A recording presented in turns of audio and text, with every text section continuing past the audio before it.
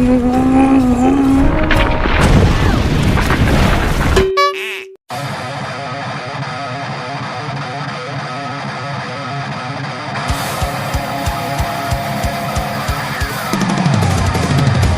para bos-bosku dimanapun kalian berada, bagaimana kabarnya?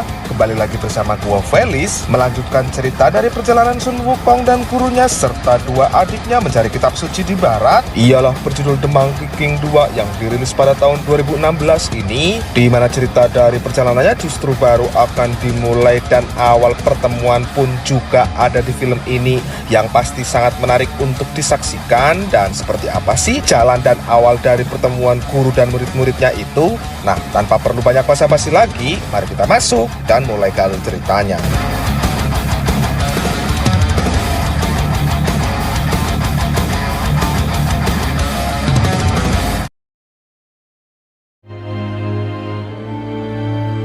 Diawali dengan memperlihatkan perjalanan pertama Biksu Tong dengan dua pengawalnya, yang tujuannya ialah sudah pasti pergi ke barat untuk mencari kitab suci sesuai perintah Buddha yang diamanatkan melalui Dewi Guan Yin sekitar beberapa tahun yang lalu. Ketika sampai di wilayah Gunung Lima Jari, mereka mendapat hadangan dari seekor harimau yang membuat kedua pengawal tersebut takut, lalu pergi meninggalkan Biksu Tong. Dan kala itu Biksu Tong memilih berlindung di dalam Gunung Lima Jari untuk menghindari terkaman harimau tersebut. Dan disinilah Biksu Tong pertama kali bertemu dengan Sun Wukong yang dalam keadaan tertimpa menjalani hukuman karena dulu pernah mengacau kayangan. Dan diketahui Sun Wukong ini sudah dikurung selama 500 tahun lebih di sini. Dan di sini Biksu Tong diminta mencabut mantranya jika ingin ditolong, dan tanpa pikir panjang dicabutlah mantra itu, lantas bebaslah Wukong yang dengan senangnya Wukong langsung memanggil tongkat saktinya lalu berhasil menumbangkan harimau tersebut dengan mudahnya.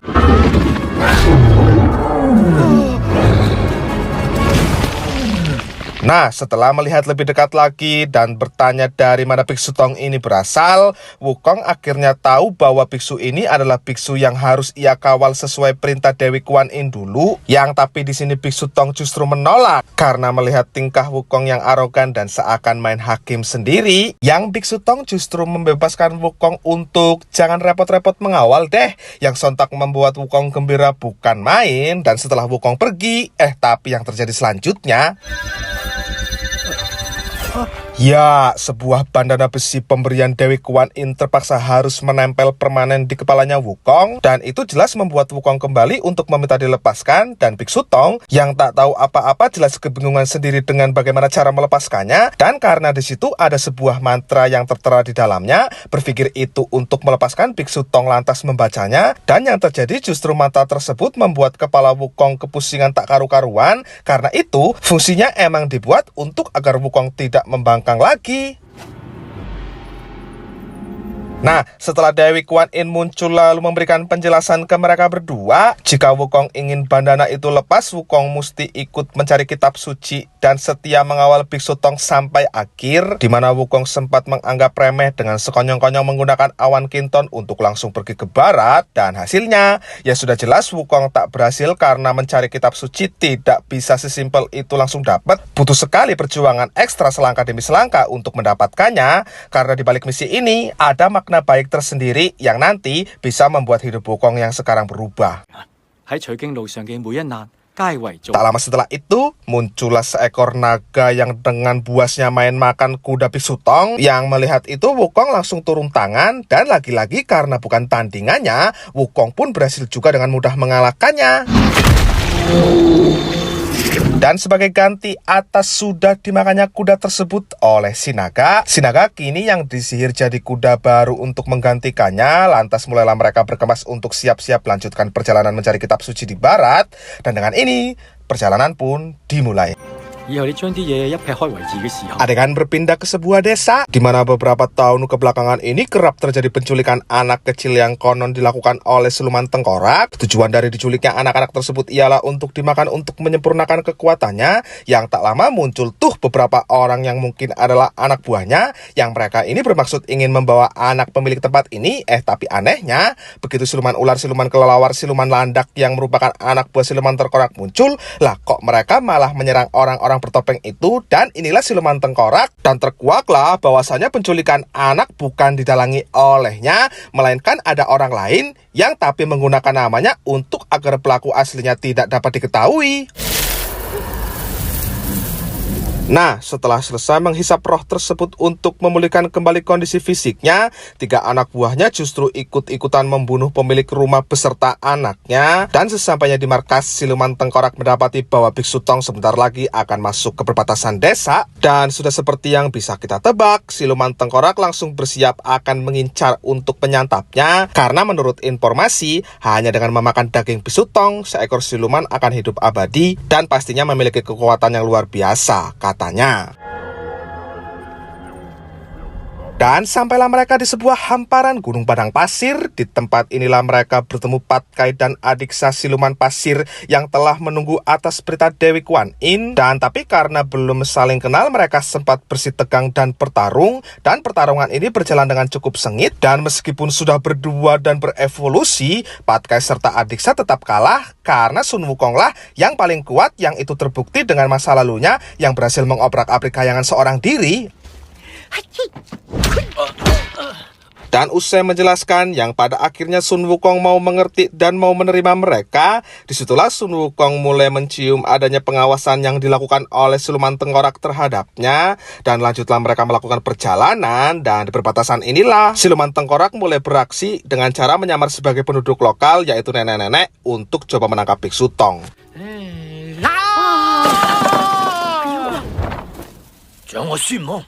Untuk menutupi kecurigaan akan mata sakti Sun Wukong, siluman tengkorak gunakan sebuah serbuk, dan cara tersebut berhasil membuat api mata Wukong seketika padam. Nah, dengan memanfaatkan 2 anak buahnya, Patkai berhasil terpancing pergi yang diikuti Adiksa karena diperintah oleh gurunya. Dan sekarang tinggal Sun Wukong yang diminta pergi, caranya dengan menunjukkan sebuah sungai untuk membersihkan matanya. Dan tapi sebelum pergi, Wukong membuat semacam lingkaran penangkal siluman terlebih dahulu, dan sang guru diminta untuk agar jangan keluar dari lingkaran tersebut sampai dirinya kembali nanti.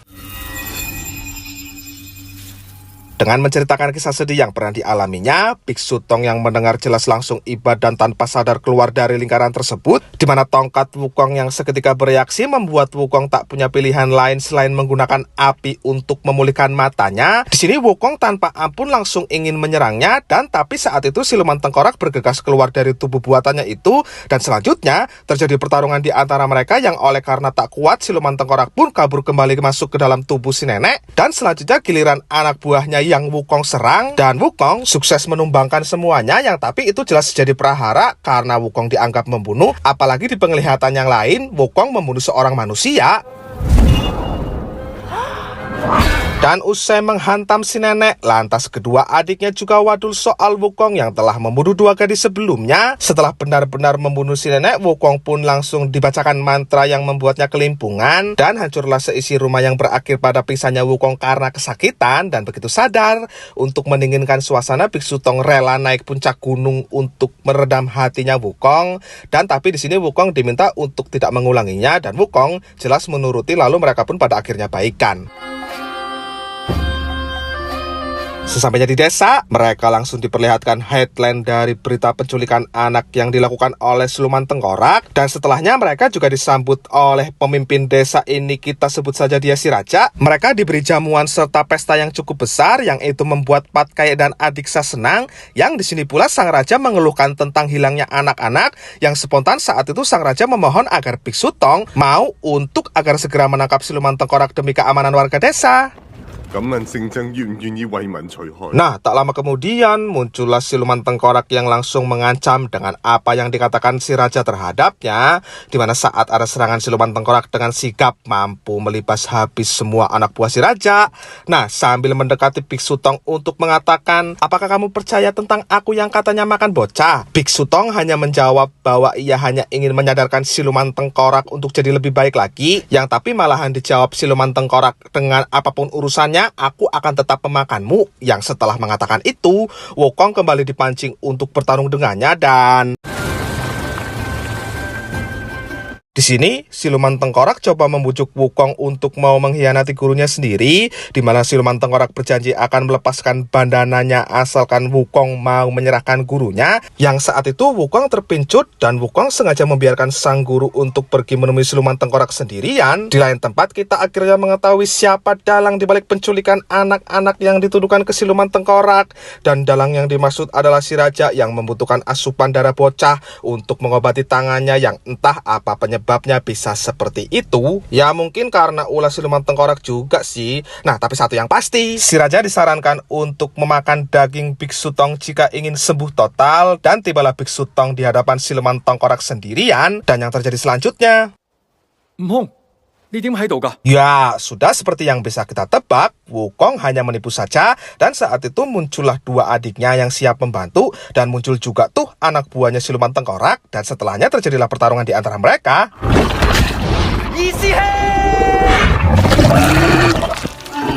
Nah, dengan sama-sama melakukan perubahan evolusi, mereka berhasil juga menumbangkan anak buah siluman tengkorak. Dan tapi yang tanpa mereka sadari, utusan raja diam-diam mengambil kesempatan ini untuk langsung menculik guru mereka. Hingga ketika siluman tengkorak berhasil diusir dan Wukong akhirnya berhasil juga menemukan lokasi pastinya, Sun Wukong langsung masuk untuk menyelamatkan gurunya. Dan tak lupa juga, Sun Wukong menyelamatkan bocah-bocah tersebut, yang itu cukup membuat sang raja marah-marah sendiri tapi tak bisa melakukan apa-apa.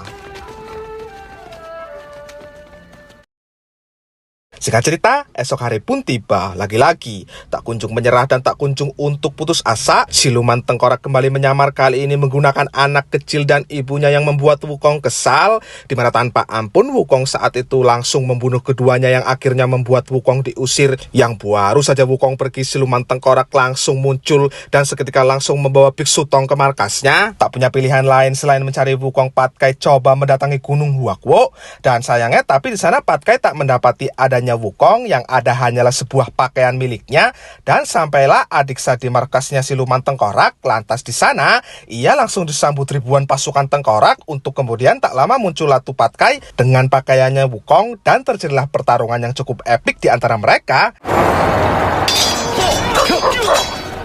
Nah, di sisi lain ternyata Wukong sendiri saat ini masih mendapat pencerahan dari Dewi Kuan Yin yang memintanya untuk segera kembali ke gurunya. Dan tepat bersamaan dengan mulai dihisapnya energi sang guru atau roh sang guru oleh siluman tengkorak, saat itu Wukong muncul dengan kekuatan mahadasyatnya dan